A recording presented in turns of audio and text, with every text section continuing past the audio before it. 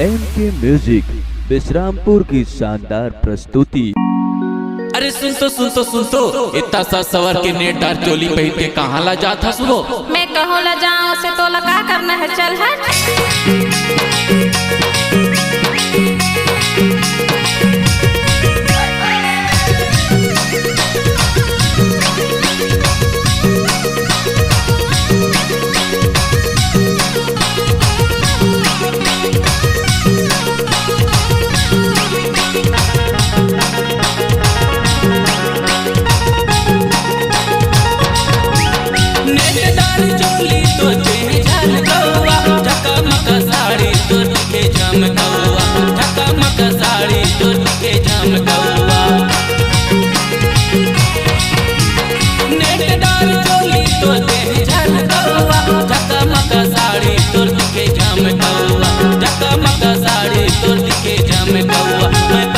दीवाना रे हो गयो देख के पिलियो ढार ढार पौआ। मैं पगला दीवाना रे हो गयो देख के पिलियो ढार ढार पौआ।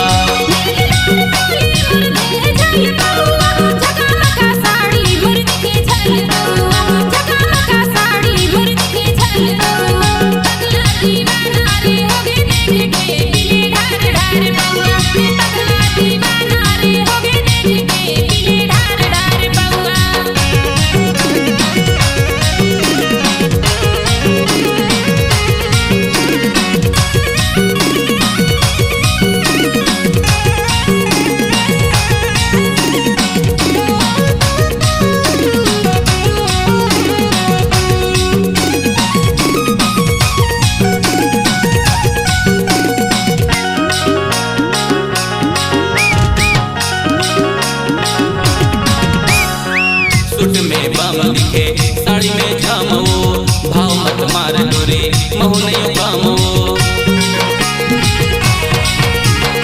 सूट में बम दिखे साड़ी में जामो भाव मत मार डोरे महु नहीं पामो। होनर जमाना है कुछ पहिरो में तो लगा करना है, कैसो देखो में तोरे कहर महते गम कौआ,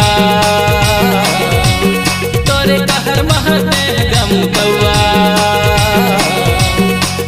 पगला दीवाना रे हो गयो देख के पिलियो ढार ढार पौआ। मैं पगला दीवाना रे हो गयो देख के पिलियो ढार ढार पौआ।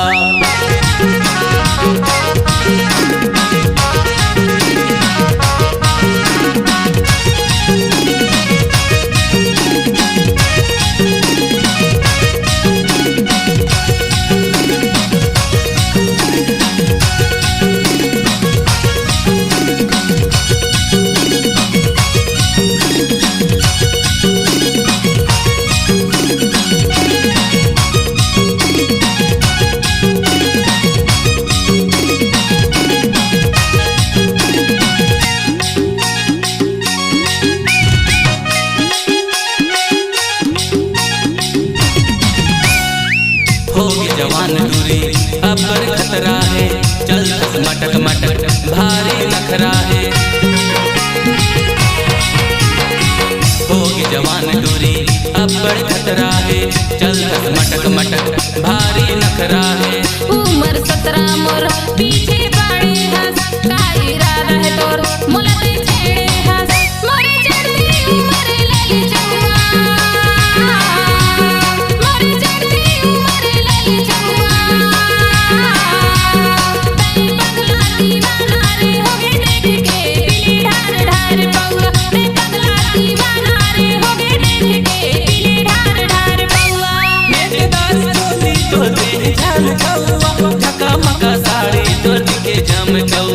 झका मका साड़ी तोर दिखे जम कौआ। मैं पगला